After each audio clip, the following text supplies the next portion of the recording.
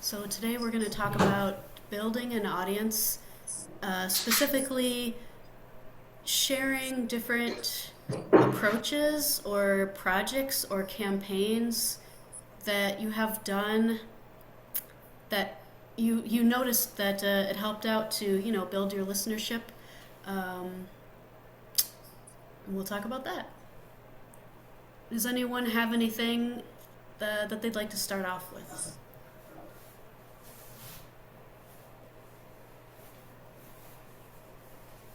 I'll just jump in. I think it's pretty straightforward as far as not total listenership, but I think it helps when it comes to fundraisers, which is always getting new local DJs because a lot of them are like, I find a lot of people will listen to their friend's show, not much else, maybe what's a little bit after it, but getting your DJs just to really push their own shows and getting their friends to listen to it. I've noticed, at least when fundraisers come around, if they have a match for that hour, yeah, then a lot of times people with a massive listenership of just their own show usually tend to meet that match, and it's usually between $100 to $300. Hmm.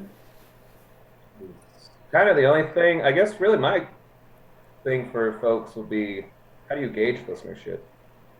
Mm. So it's kind of hard. I don't think any of us do big time ratings, which don't really work for our small towns anyway. Um, so I'm yeah, curious too. Do other people have noticed that same trend that during fundraising times that similar to Marcus's experience, that the popular shows are able to match the fundraising? We haven't done any on-air fundraising. Oh, yours is Um, all online. no, we're on air. We're on the FM, but we just haven't done any of that. Call in and donate type things. Telethons or anything like that. I know that from just talking to people that New Hampshire Public Radio does like a really intense like telethon, like for like a week, and a lot of people tell me that they listen to our station more than ever when that's going on because we don't do that. But I don't know. It's something that we just haven't tried. I'm not sure that we have enough listeners, that would be making the phones ring a whole lot, because we've tried to give tickets away sometimes, and then like the phone doesn't ring, and it's like, oh man, okay, this is like we don't want to do that too much, because it makes us kind of sound, yeah. So anyway, that's my experience. How do you raise money then? Um, well, we do like events, and we write to foundations, um, and we're trying to get this year. Hopefully, we'll get some grants, and with the yeah, that's what we're really working towards. Do you have Do you do a mailers? Well, we do an annual appeal. And how does that work out? It's worked out okay. Yeah, it's worked out okay. You know, Everybody asks for money around the same time of year, after Thanksgiving. Um, so I think there's a lot of people asking for money at that times. But when we um, send out letters, we usually get a pretty decent response. What we found tricky is finding like how to get addresses, that you want to send it. Like, how do you figure out who you're sending the letters to, and Yeah. a mailing list. Um, that part we haven't, like, we have a decent mailing list from people that are just supporters of the station, but like we haven't like really got delved deep into like what other organizations might do to like find addresses to send them to. Do you use mailing as a way to gauge listenership then, Nate, in terms of Uh, what Marcus's of the question? We use to gauge our listenership online. We can go into our the company that streams our station and see how many listeners we have and the Oh. times and all the stats. Well, that's pretty accurate. Yeah, I don't honestly look at it a whole lot because I like the idea of, and I don't really report those numbers to anyone or DJs or anything, because I just really ask that they do their show the same, whether, you know, one person's listening or 100,000 people are listening, that we always, you know, I don't want the DJs to like base their show on how many people they think they have listening. So, yeah. And I don't want there to be like any competitiveness in that way with amongst, I don't know. Some people disagree with that theory and tell me that, oh, it's good. We need that, you know, inspiration. It'll motivate us to do this and that. But I don't know. I just found that you know, someone says, well, how am I, you know, I won't sponsor your state. You know, I don't want to become an underwriter unless I know how many listeners you have. And I told them, no, you wouldn't want to be an underwriter if you knew how many listeners we had. So I don't know. I just kind of keep it real vague and Now that speaks to me what you're saying, because it's like, yeah, you want people to do it for the passion of it, right? Not for their ego. Then you can kind of get lost in any art you're doing if you're just only thinking about the outcome of ticket sales or listeners or whatever it is you're doing, right? Right. Yeah. And we had Prometheus Radio Project. We had them make us a map of our demographic listeners. So it like they, you know, took our signal and made this cool map, so you can see how many people potentially could be listening at any one given time on the FM dial. Of course, that doesn't include tourists and things like that, visitors. But it's we have a general idea of our zone on the FM in that way. That's kind of, I guess you can call that a way to track sort of potential cool. listeners. We have TuneIn, but I haven't checked to find out if there's a way to get data collection information from them. Do any of you know? Okay, I'll just have to make time to do that. I don't have TuneIn, but I just had a question That would to be- add. I'm sorry, go ahead, Marcus, I interrupted you. Oh, yeah, my bad. Sorry, I was having a little connectivity issues there. Well, as far as tuning, I know someone had told me on one of these before that they don't take new stations anymore. Does anyone know if that's a thing that's changed or how I can get on there? Because my station's listed on there. It's just the stream isn't connected. I don't know if anyone think tips to share. That's a good question. Because we can, Radio Garden works for us, but like a lot more people are on Tune and it's a very stable app.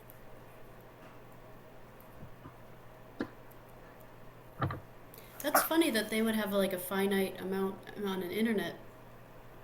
Like I wonder Yeah, I don't know why why. It's not like we're using their servers or anything. Just matter of connecting our stream, but they won't get. I think Dave Bean said they stopped taking new people or something some time ago. I think we were on that, and I'm not even 100% sure if we still are. So I don't really know about that. Sorry. Pick your spot. You know, Nate, about the question about the underwriters and the demographics of who's listening, I asked one of the kind of more mature stations how they handle that question. And what they said is, this is what I say to underwriters. I say, if you want to know how many people are listening to my station, you need to know you're never going to reach as many people as a commercial radio station. Mm-hmm. And possibly not as much as a public radio station. What you're going to reach is the people that do not listen to those stations. And they said that is really the best answer to give to people like that. And I've actually found that it does usually satisfy people. It's kind of like, it gives them something to think that's not numbers based, because we don't really have numbers.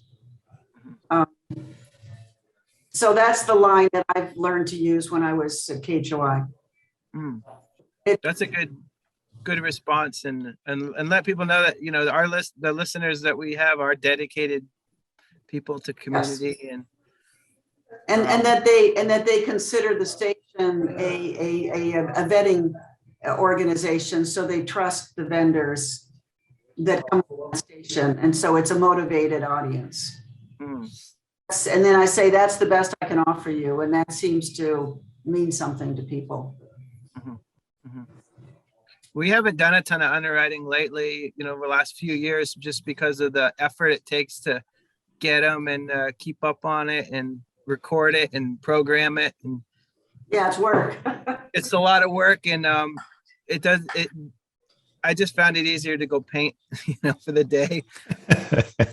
And, you know, it just is like a lot of work. And so I'm hoping in the future, like, we can really dial that in, but it just doesn't really make a lot of sense to like be spending all that effort in that direction for us.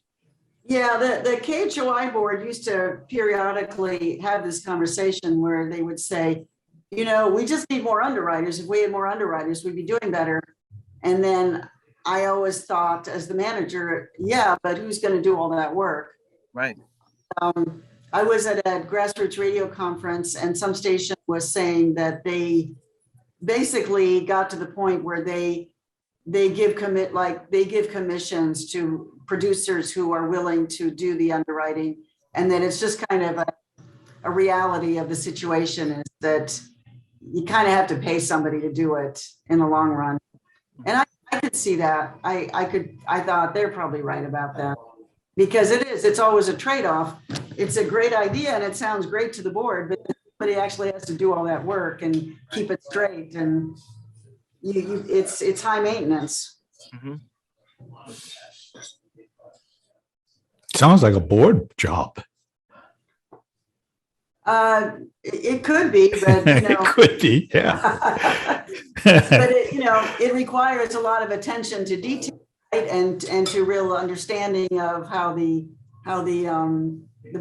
studio works, right? Because it has to happen in the studio. Yeah, but the buck stops with them. You know, if you get sued, who are they going to sue? They're going to sue the license holder, not the station manager and the DJs. I do not disagree with you, Joseph. Yeah. Marcus, you have a thought? I had a question because she had mentioned on getting underwritings with commissions. I've been told that wasn't allowed in the nonprofit world, but perhaps I was misinformed. What is the status for like volunteer DJs receiving commission from underwriting? Is that something somebody would be able to answer here? What is the status? What do you mean? Well, I was told it just wasn't a thing that was allowed by my people, but maybe they're just erring on the side of caution of the nonprofit status. It's legal. Oh, it is? I mean, for them to get a commission for doing the work, yeah, it's legal. I mean, I think maybe what they're referring to is that there's always some caution around people doing fundraising and then getting a percentage of the fundraising. That's considered marginally ethical by some people in nonprofit world. It's reasons really. But underwriting is, I think, a little bit of a different case. It's a pretty straightforward entrepreneur. It's an enterprise of sorts. And it's relatively common for stations to do underwriting, have underwriting, managers or whatever on a commission basis. It's sales. It follows the standard kind of sale commission. It's not illegal. And I know some stations don't want to do it because they don't want fundraising to be connected to commission, but other stations do it. I would do it. In that case, I don't know if I would hire a or a development director on a commission basis, but I would do underwriting that way personally. That's good news to have. Thank you, Ursula. Yeah. Yeah, we only got burnt one time. And somebody says, hey, I'll raise some money for you. And they went out and raised some money, by golly, but they used that money to pay their tuition to go to college. So didn't get that person again. Yeah. And then long time ago, when I first started, there was this organization, agency out of Chicago. And I get this email that says, hey, we will do the underwriting for you and and we'll go out there and we'll search them and we'll bring them to you. And I said, well, okay, but can you stick in this general area? I don't want to get underwriting from Atlanta, Georgia. Not that I have anything against Atlanta, Georgia, but it's just that I want to keep things local. And so they say, yeah. So they blocked out the zip codes and they trickle in, and every once in a while we get $16, get $32, get $52 checks from them. So this one fellow who was a manager of another tribal department came over to me and he says, hey, are you getting the money I've been sending you through this underwriting invitation I got? And I said, well, yeah, I got this. He says, can you show me the money you got? And I said, yeah, here's a check. He says, by golly, I paid them $600. Oh, wow. Oh. Yeah. And so I put it on the listserv. Say, hey, you get somebody with this name comes to you, yet don't answer it. It's a scam. That's one hell of a commission. Yeah. Wow. So I tried to get somebody to come on board. I agree with Ursula. Yeah. Pay somebody a commission, but have it up front and make sure that they get a commission on what is paid, not what is pledged. Only what comes in, and then after you receive it, then they get paid from that amount. Yeah. The agreed amount. Yeah. Yeah. I'm still looking for something like that, or maybe somebody else is looking for something like that, but that's an idea I had. Never did come about. But. Yeah. We talked about that. No, go ahead. I said, we've talked about that at our station, that if someone does the work for underwriters, if it's one of our producers or anybody else, that all of the negotiations then are between the station and the potential underwriter. And we haven't done that yet, but that is our protocol. It's between us, and then after all of the money is received, then the person who's to receive the commission, but it comes from the station. Yeah.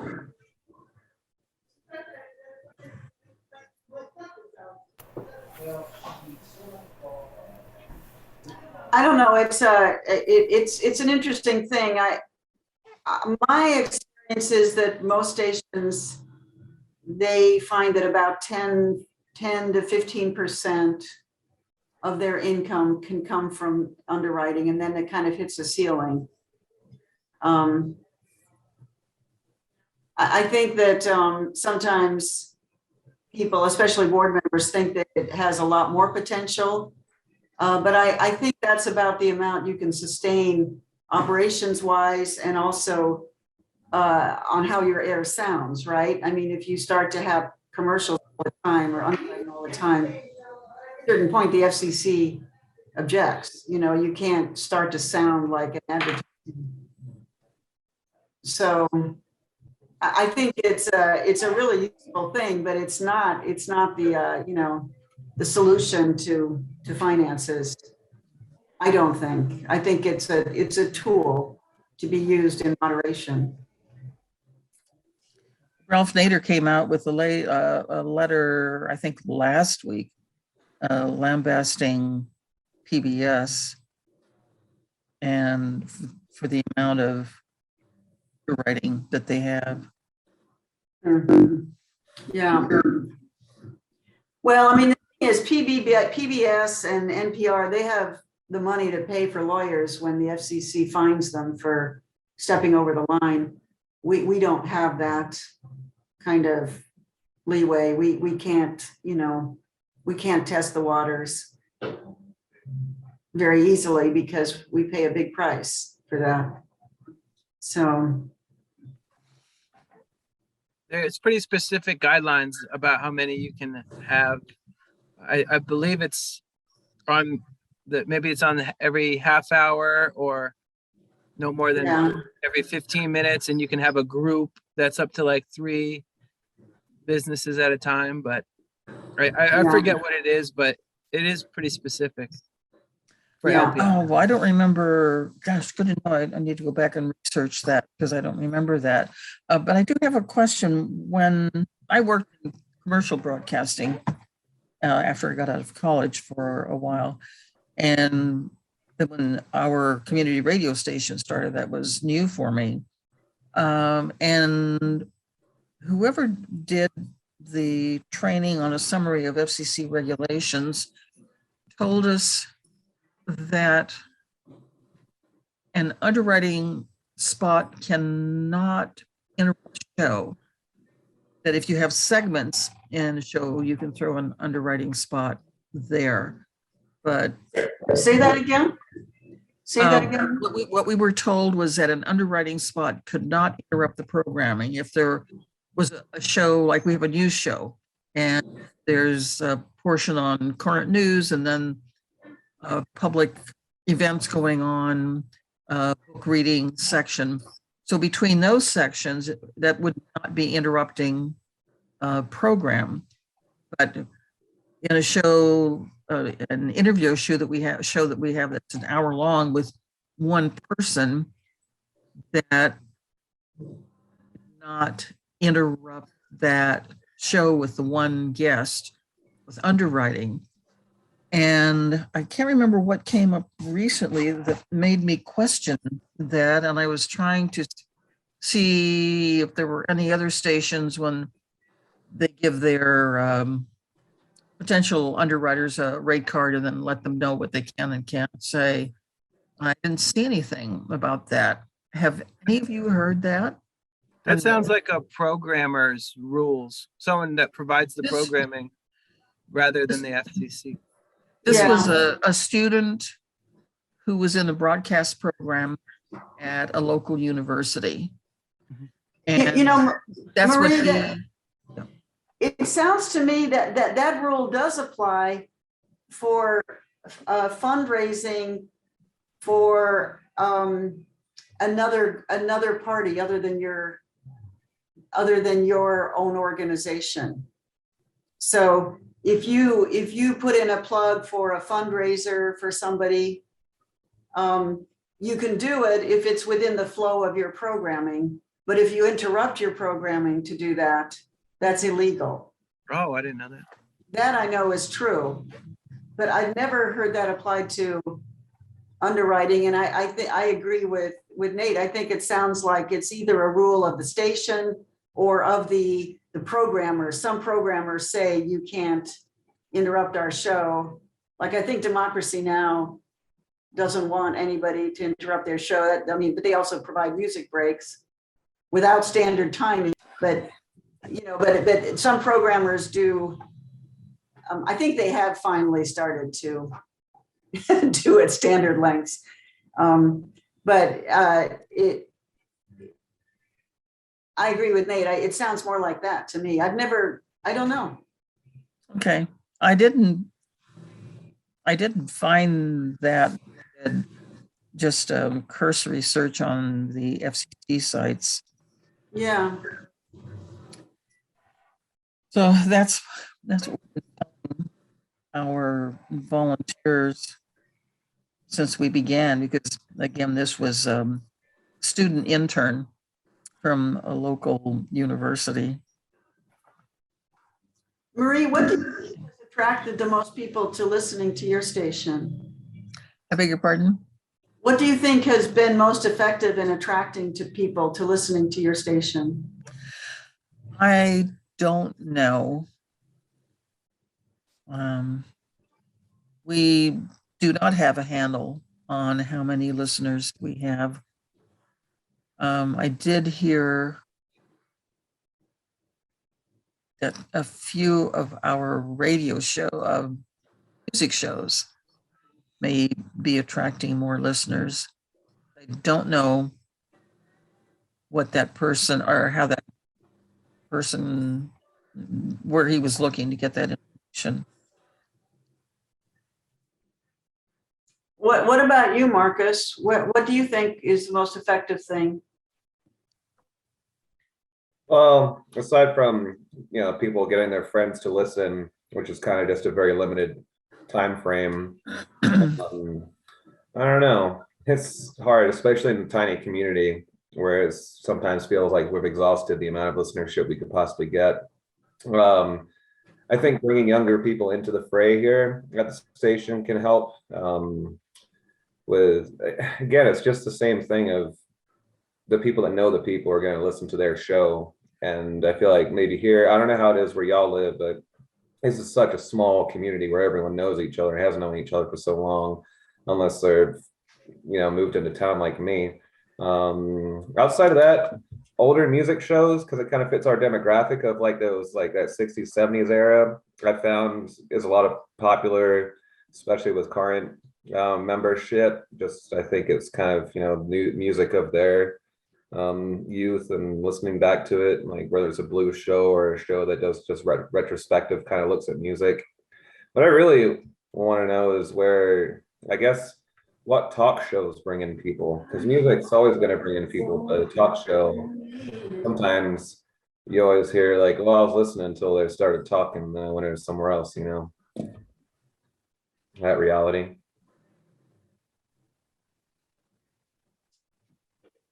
But do you want to have talk shows? Absolutely. I think they're very important for just the general message. And yeah, if I could have one and the other, I mean, that'd be the ideal thing, but that's a pipe dream. What about you, Nate? We've tried talk show. We've had talk shows are tough, I feel like, because I feel like everyone gets excited about, oh, I got this talk show idea, but keep it consistent and interesting to listeners and not just the programmer. I think it takes a lot of, I feel like it takes a lot of experience and to make it interesting to the listener, if you're not a professional, you know what I mean, for talk shows. But then again, if you have guests in, our talk shows are sort of sporadic because we have like music shows, we just kind of just do music shows and then have guests in on our music shows. So it's kind of sporadic talking, like interviews and stuff, which work out. But like we've had people sort of approach us about, and we've tried like certain talk shows, and like we've just it just got to the point where we were getting kind of like we were getting a lot of complaints about them because they were just too self whatever, and it wasn't fun for people to listen to. That was just, but we've pulled talk shows that are like really well produced from Pacifica, that we've plugged in the past have worked really well. It's just, so I'm curious, like what talk shows work for your audience, Nate? Let's see here. Talk shows that we use, Democracy Now!, I guess that's more of a news thing. But what else have we? I guess, we did like a science one that people like Planetary. Like we don't actually have any syndicated programming going on right now because we lost our guy who was doing all that. So right now we're just doing live stuff and automated music, but we really do hope to plug it all back in sometime soon. Basically when I have time to program it all and keep up on it and stuff. But yeah, just kind of like informational stuff that was like, I can't even remember what we had a few different ones, but yeah, all that programming we pulled from Pacifica that was regular and consistent, and people really dug it. But for our listening audience, what I've noticed, when we have bands come in to the station, they promote it to their fans or their friends and their family, and it could be from all over. We noticed a huge increase of listenership because they'll promote it for a week before, and to reach an audience that we normally haven't been able to reach. So that's kind of our biggest bump in listenership, I feel like. That's interesting. Yeah. Is that like online too? If you say all over, so Yeah. it's like national attention, you can tell you're getting to. Okay. Yeah. Do you have any special or anything you've noticed, Joseph, that's worked for your station? When we started receiving satellite programming, that changed the ballgame. Because when we first started, we had nothing but bubblegum music. I mean, you just had to fill the airtime. So I just opened the door. You want to play some music? Come on down. We're going to lose license because we had a paid staff in the very beginning, but then the funding ran out, and so everybody found something else to do to get money. And I thought, wow, we got to keep this thing going. So I jumped in there and I started playing the same kind of music everybody else was playing before when they left. And I was getting pretty tired of doing that. And so I just started calling out and making skit productions about Automan. Don't let Automan, talking to coffee cans, and and then I had Volunteers of America, and I had Jefferson Airplane, and by golly, it worked. People had 22 volunteers all playing their music, but what we lucked out doing, what I lucked out doing, is they all followed the same pattern that was already set in motion when we had a paid staff when we started the station. So we had country in the mornings, and it went from rock and roll progressive to, it went from light to heavier rock and roll by the evening time, and people did that. And they all did that.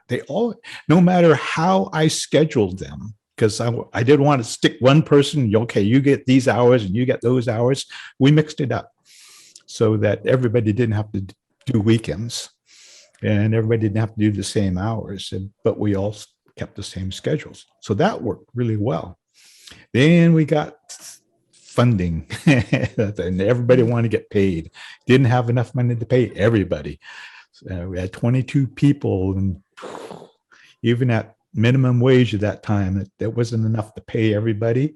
So I said, when we get money, we're not going to have enough money to carry everybody, but we'll carry the ones who could do the most for us. And people understood that. So a lot of them just walked away. So they weren't going to make it. So then we got satellite. And when we got satellite, then all of a sudden, and once we got satellite systems, then CPB created Native. At that time, it was called American Indian Radio on Satellite. Now it's called Native Voice One. But it was Native music. It was mostly powwow music, of which our community isn't a powwow community.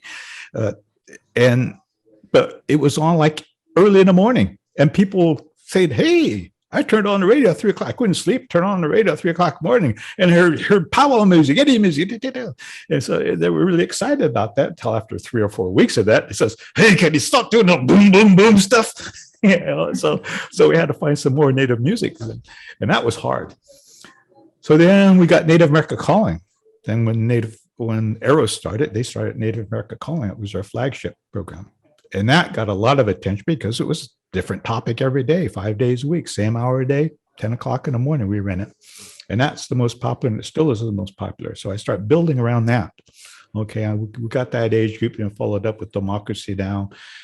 We had kept the country music in the morning. It then did filler stuff, kind of things. We call it the 9 o'clock news block, which is KQED's regular morning news, 8 to 12 minutes, I think they do, and just some science stuff, and then get half-hour segments like Sprouts and other programs, South Pacifica, and just fill those up and get up to 10 o'clock and boom, we got Native American and Democracy Now. Then after that, we start doing some light rock. So that worked really well.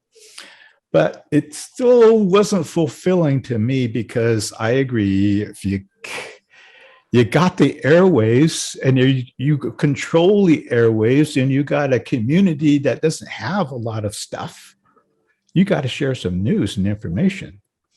And so we started creating our own local shows and do some interviews. We got the health programs going, the education programs are going. We had a volunteer that would, Your School on the Air, I call it a weekly program.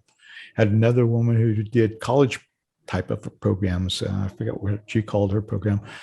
And we had somebody doing health programs, and they're all volunteers, and they just beat the bushes and make sure that we had a topic once a week.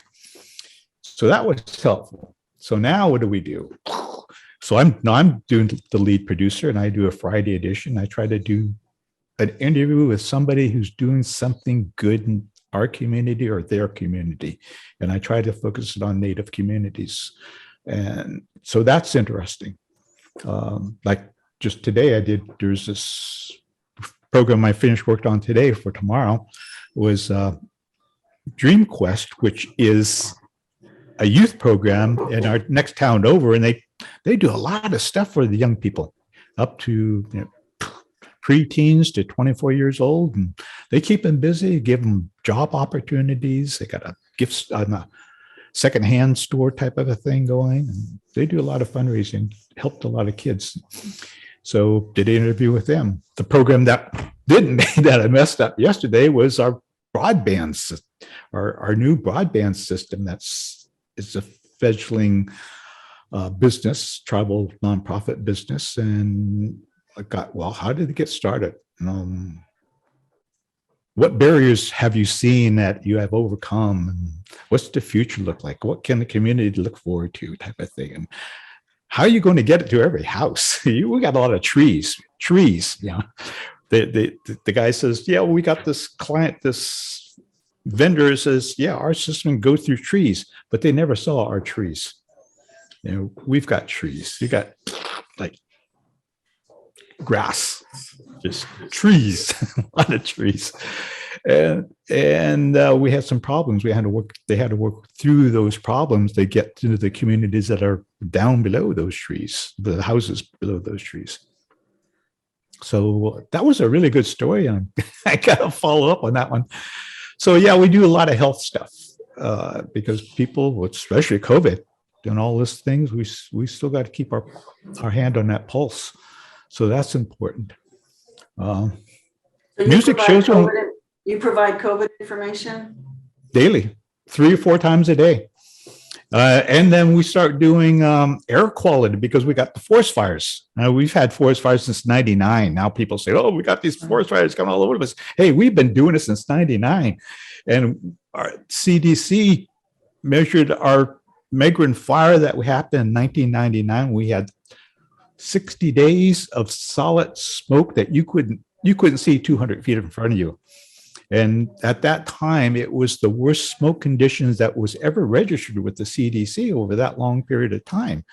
And what we noticed is that there was a raise of asthma after that happened. And to this day, when I start smelling smoke, I start feeling it right there in my throat immediately. And so now the rest of California and West Coast and all around the world start burning up, and they're saying, hey, we got the air quality things. Well, now we got air quality meters. We got 5 of them in the valley. So it's really interesting. You pull up that image on that map in the morning, and you can see the air quality in different parts of the valley at different elevations.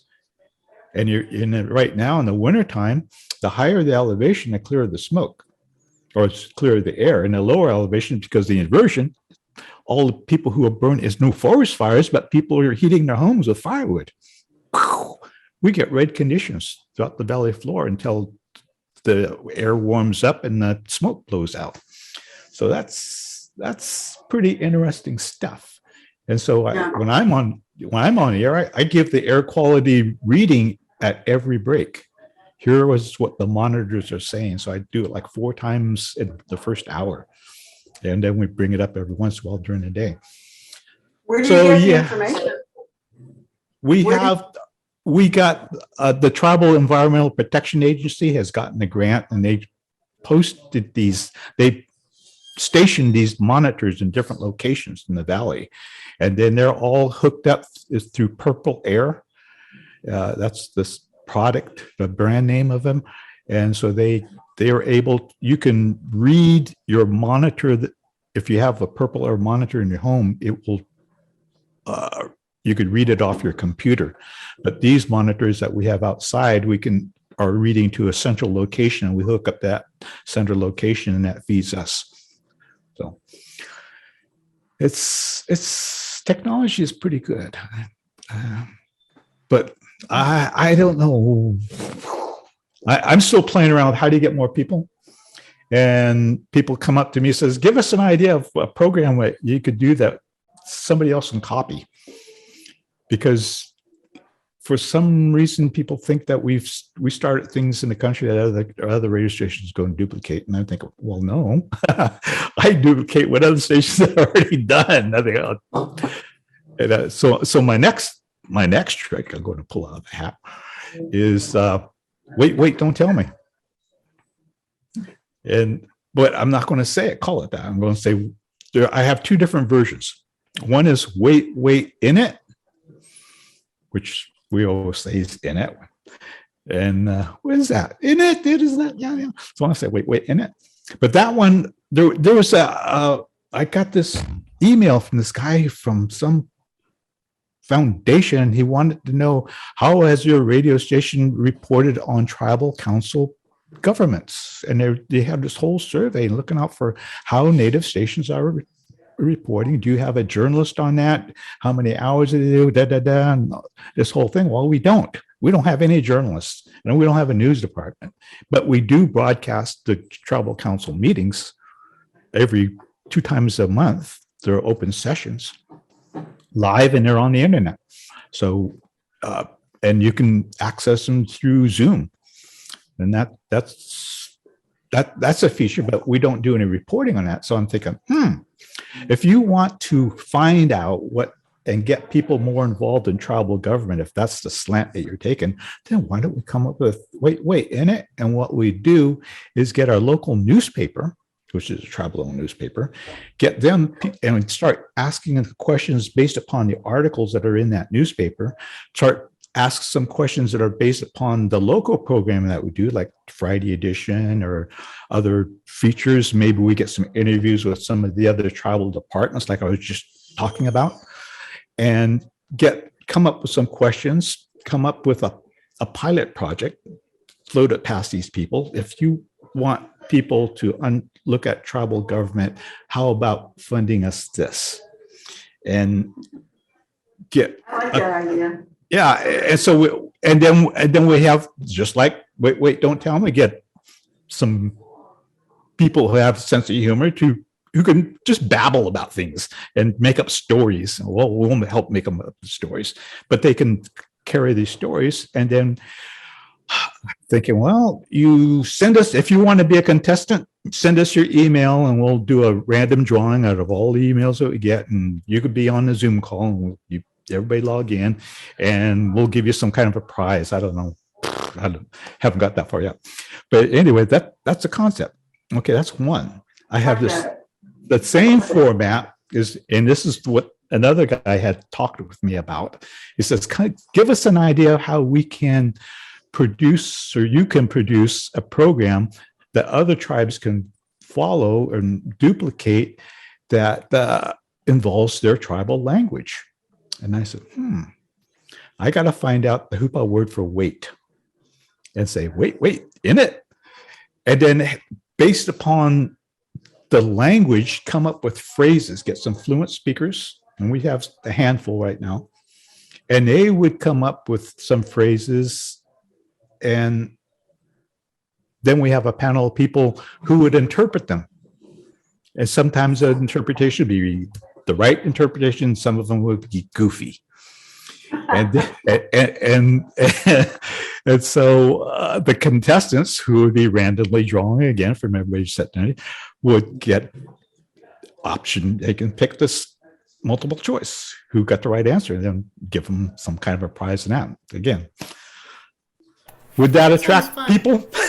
Yeah, make it fun, make it interesting, give people prizes. We had this one travel department guy who's went off someplace else, and when we started doing talk shows, because we've been doing music shows all the time, we got this idea. We got a small grant. Let's generate talk shows, and so we had 6 of them. We ran them for about 3 weeks, and this manager says, "Can I do a talk show? Can I do a thing about what we do?" I said, "Sure." And if I do that, well, I'm going to ask people, listeners, if you ask me a question about what it is I am talking about right now, I'll leave a 6-pack of Pepsi right here on the radio station. You can pick it up. And so that's what he did. People, you take the 3rd caller, or the 2nd caller, or the 5th caller, and they ask the question. And so that was pretty popular too. We had some guys from the TCCC. There's people come from all around the different parts of the country, all native people, and they wanted to do a powwow show. And I said, okay, we don't do powwow shows here. We don't do, but if you did, here, make your show sound like you are the masters at the master of ceremonies at a powwow, and you've got all these drums, all this music of all these powwow singer groups, and just play with it and make so that you pretend that you're right there in that arena and you're the master of ceremony. Don't just say, "Oh, here's another cut. And now I'm going to play this one. Now I'm going." No. I don't want to hear that. I want to hear you sound like everybody is right there at that powwow. So they gave it a shot. By golly, they carried it. Not only did they carry it that and do that, there's 3 of them, that they had a group of groupies. They're talking to some young girls who they were flirting with on the air. Like, oh my God, that was really scary, but it was fun. Everyone was laughing and having a good time, and they just pushed the edge, but they didn't go over it. And then they transferred out someplace else. So, yeah, have fun with this. Well, This is I love the way you kind of express how you can do really creative things. You know, that there's a lot of opportunities to do creative work. I really love that. That's great. Yeah, that's fun. Yeah, I like Yeah. that. Yeah. We only did one on-air fundraiser, and our goal was to raise $5,000, and we raised $15,000 in pledges in 10 days, and actually got $13,000 out of it. So we crunched the numbers. We gave away premiums that we scouted out and hunted down, went to Eureka and got people to donate prizes and stuff for us. And so you add those days and those hours. So for $13,000 at 10 days, that's $1,300 a day. Wow, pretty good. Wow. But you start adding how much time did we put in, how many other days that we put in to get this thing up and running. Now you add another 40 days. Now that price came down to $325. Then you add in all of the post work that gets involved in making sure that those pledges are paid and those premiums are sent out. You add another 45 hours, and now that you made $288 a day. So we have to think, well, was that worth it? This whole 45 days of operation, was that for $288 at $13,000? So that's really pushing it for this community. And I don't know if I want to do it again. We only got 4 people now, which I'm the only producer. When we did that, we had 8 people, and we had Dick Brooks. Dick Brooks set it all up for us and taught us how to do that. Yeah. Well, I mean, yeah, like Ursula said, something you're experimenting. I mean, that's cool. Is it like a vegan or something? I mean, what do you call it? Any other thoughts, or does anyone else have any remembrances of particular shows that reached a chord? Are you with people be? What am I trying to say? Like, you sound like you're reaching their friends. What do you ever remember getting feedback of a show that reached people on a larger scale that you were like, oh yeah, this is really kind of catching on? Guys, I'm gonna check out because my computer's gonna die in a minute. Oh, okay. So it was very nice speaking with you, and I loved hearing all these ideas. Thank you so much. And I'll see you soon. I'll see you in a few minutes. Take care. Take care. Or any other just uh, finishing thoughts that anyone had while Joseph was talking. Well, I'm just wondering if anyone has any suggestions in increasing listenership.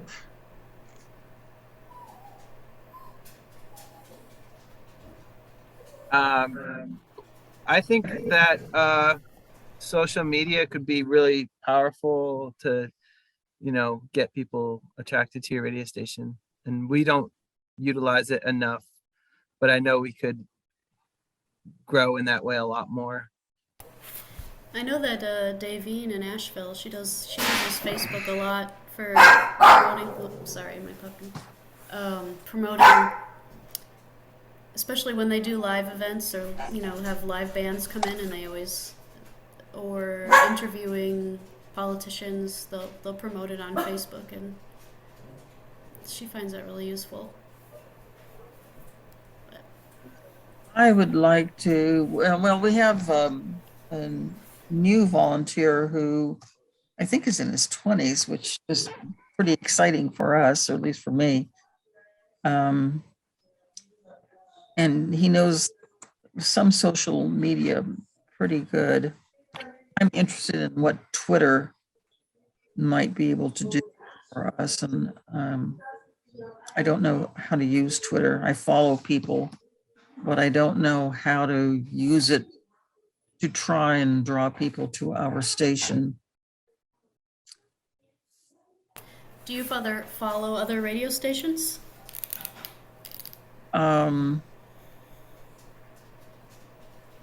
No, That'd be actually, a good I place don't to think start I to see do. what they do. Yeah, I hadn't thought of that. I follow Ralph Nader and some of the hosts of other shows. Whoops, sorry. Which I would imagine that, yeah, their accounts would be kind of commenting on whatever the topical thing of the day Yeah, is. yeah. Yeah. I don't know if radio stations do that or not. If they, because that's what I think of Twitter. I think of it a lot of commenting on the social climate, right? Like, and sometimes it's just silly things, or you could just share fun pictures of what's going on at your station, and or it could be a mix. I mean, when I think of community radio, I think kind of combination of both of those, of whatever's going on live, or commenting on like social justice things or silly fun things.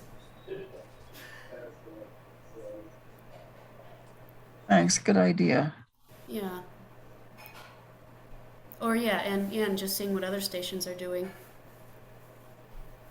Putting your if you do Wordle, putting up your Wordle for the day. That's the newest thing. Does anyone here allow their volunteer DJs access to their Facebook accounts as editors? That's a good question. We do. We basically just have really loose guidelines. It's like, post once a week for your show specifically. And that's pretty much it, actually. We don't really it hasn't really been an issue. Like, some people do it more than once and whatever. But all our DJs are pretty cool, so that they know not to like post a ton of like I don't know. I don't even know what you could do, but yeah, it works out pretty good. All our DJs are editors on the page. Yeah, the Which same thing with, oh, I'm sorry, go ahead. Oh yeah, which I don't know if that's the ultimate best thing, but it's definitely works for us right now because we don't have like a social media designated person. Like I think that would probably be the best, that really put thought into like how you, because sometimes someone will post their show, but then someone will post their show after it, but it won't be like in order. And like it's probably not the ideal way to do it. It's probably a little chaotic, but it works for us because everyone does it themselves and it makes it easy on me. Well, it's Yeah, still that's one thing that has bothered me with Facebook, because I wish that there was a way that you could rearrange where the posts fell. I didn't mean to talk over you, Marcus. Go ahead. Oh, no, I was just saying, at least like it might be out of order for what Nate's doing, but at least it's being done and your Facebook doesn't look like a dead ghost town. So I've talked to a couple of different stations, and some feel that all of the posts should be done by someone designated to do that, so that there is a unity in the feeling of the posts and the writing. And others, and right now we're doing what some of the other people have said, is that there's more of a flavor of the people, the producers, if you let them go ahead and post something themselves with whatever they have to say. And I think both are valid. Yeah, that's interesting because I usually picture when I think of like larger companies who are represented on Twitter that they probably have one person curating it. And It's kind of a branding thing. yeah, though I mean, it does make sense that you could have just everyone post on it, and then that would be less work for who's in charge. It is a lot of work to be that one person. I tried it, and honestly, just like the scheduling, like browsing website for Facebook is just slow and hard to use. Well, it's not hard to use, it's just annoying because it's just slow. Right. And if you're dealing with, if you have volunteers most likely and not paid employees, that it would make sense to like crowdsourcing and everyone pitch in and post something when they can. Yeah, and it kind of goes back to my method of getting listeners through volunteers is because a lot of the people on Facebook have a big reach and they'll share their things to groups that I have no access to or any familiarity with. And I find some DJs, because I have some of the older ones that still do or had access to it, and some will post and they'll get no reach. And then one other person posts and they share it to a bunch of groups and gets like, 2,000 views. Yeah, that makes sense. Your reach would go further. Yeah, so just leveraging your volunteers' popularity in your favor. It works out for everyone in the end. And I tend to like the variety in the way producers will pitch their shows. There's sometimes a personality that comes through. Yeah. Great posts, and it's if a producer sends me some information, and sometimes that's hard to get, I'll post what they send me. But mostly I do the syndicated shows when the content is going to be.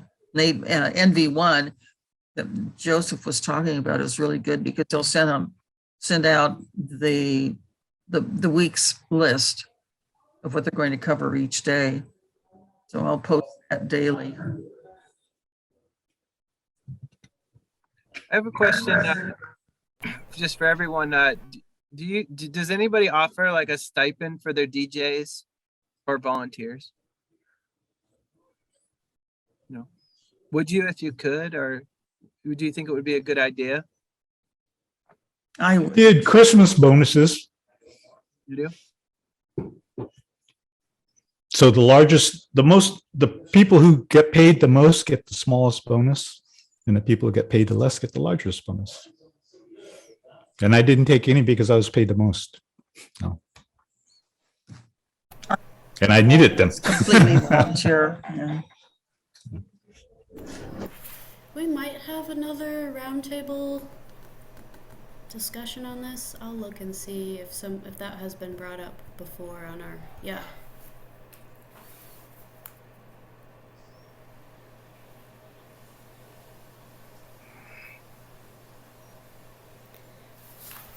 Any other questions that come to mind for this group?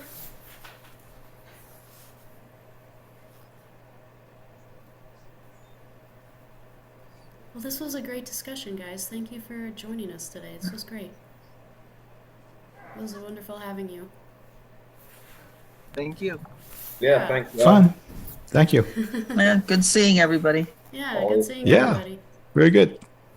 Well, enjoy the rest of your night, and we'll look for you again sometime. Okay. Okay, everyone Here. stay safe. Yes.